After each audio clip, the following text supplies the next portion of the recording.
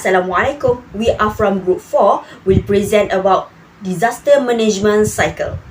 Disaster chosen by our group is flood disaster. Okay, let's go. Hi, Assalamualaikum warahmatullahi taala wabarakatuh, and hi to everyone.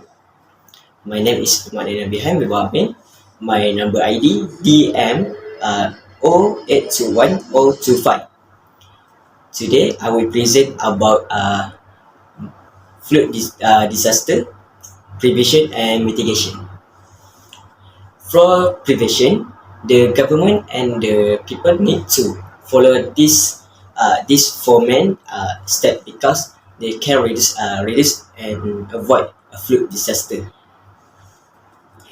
The first is to provide maintain the drainage system. This is as such because can help drain excess water such as rainwater to safe area such as rivers and sea. As the saying goes, prepare an umbrella before it rains. The second step is to control forest development and logging. It's because when the forest area is cut down, the trees that previously functioning as rain catchment area are gone. The rain water that falls will flow to raise the water level of the next river, overflowing into nearby resident areas. Sorry, my English. The step 3 deepens the rivers or prepare a water reservoir. For example, the smart tunnel, which can help reduce flash flood in the Klang Valley area. Also, traffic flow as well. Step number 4, the last one is upgrade the water warning system.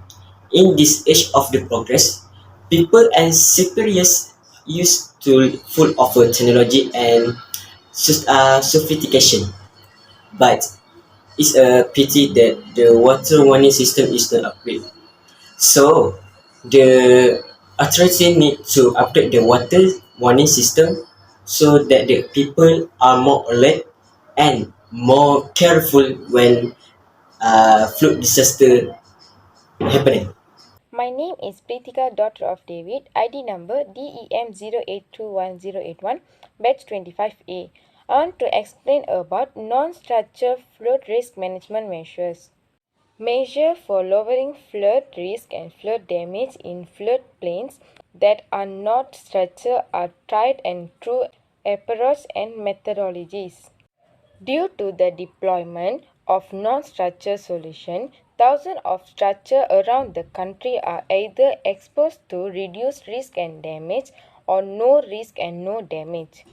In addition to being much more cost-effective than structured measures, non-structured solutions can greatly reduce both short and long-term flood risk as well as flood damage. When compared to structured solutions, non-structured interventions have the advantage of being more long-term sustainable and incurring lower costs for operation, maintenance, repair, rehabilitation and replacement. Thank you. Hi, my name is Lim Zixiang, DEM08211134. My part is preparedness. During the rainy season, we must do a good job of preparedness to prevent floods from endangering people's safety. First, listen to and watch the weather forecast more and pay attention to the warning sign of possible dangers and mobilize family members to prepare for safe transfer at any time. According to the flood information provided by local TV, radio, and other media, combined with your location and condition, calmly choose the best route to evacuate so as to avoid the passive situation of people arrive before they get out of the water.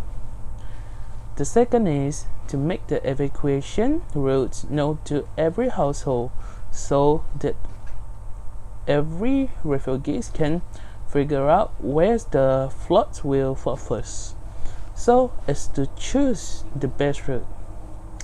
Next, you need to prepare enough food or cook enough food for survivors' days, and prepare enough drinking water and dairy necessities. Finally, make and collect a wooden draft and bamboo draft. Collect wooden basin, wood, large foam plastic, and other materials suitable for floating, and process them into a life-saving device for emergency needs. That's all for my part. Thank you. My name is Sharmila Anna Prompa Rajasekharan. My ID number is DEM091118. Today I am going to talk about disaster flood. Floods are the most frequent type of natural disaster and occur when an overflow of water. Land that is usually dry. Floods are often caused by heavy rainfall, rapid snow melt, or a storm surge from a tropical cyclone or tsunami in coastal area.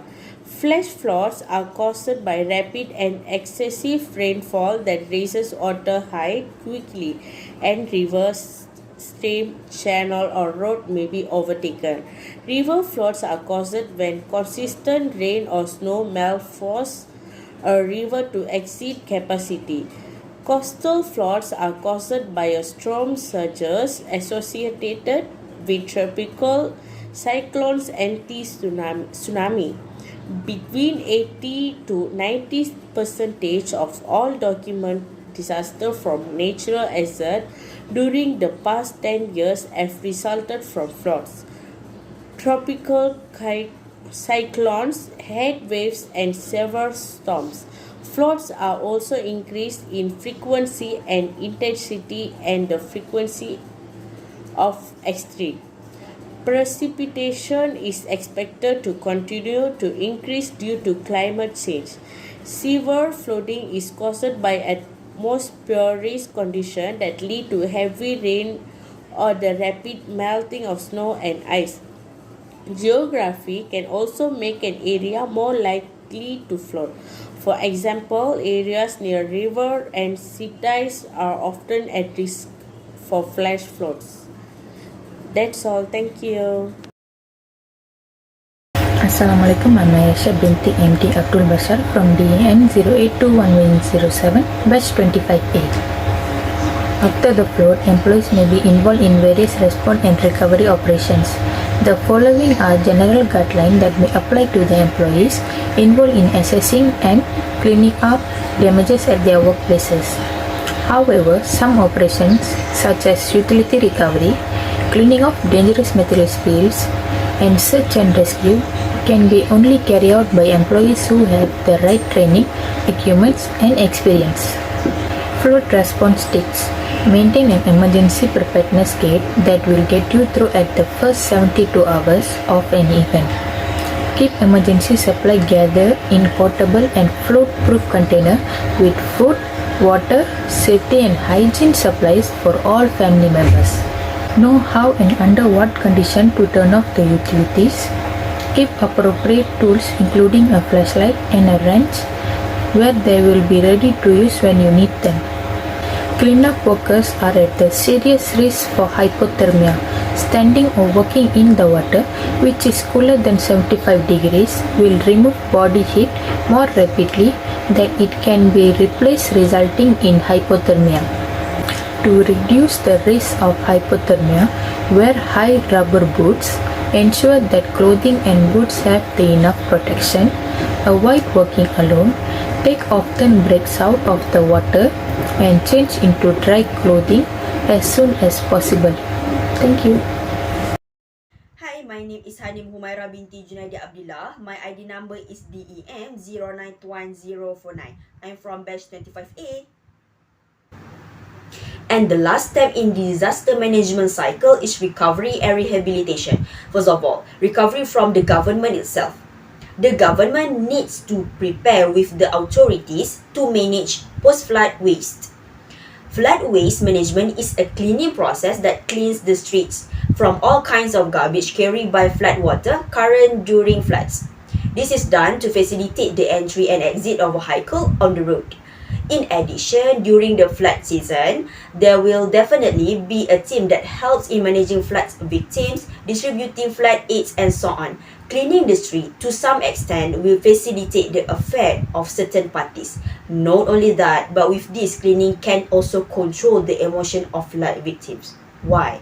It is certain that flood victim will feel sad and traumatized by the situation, which is that the item brought by flood water are littered on the streets and full of mud in all areas. With the cleaning of the flood residue, the victim will not burdened by trauma and sadness by seeing the condition of their areas is clean. Therefore, the government can take the initiative to prepare with authorities to help bring back the smiles of flood victims by providing effective and fast public cleaning services. In the community aspect, the community can help by being volunteer. Join the flood relief mission. For example, helping to clean the houses of flood victims, distributing food and basic necessities, and spending time with flood victims. This can make them happy to some extent.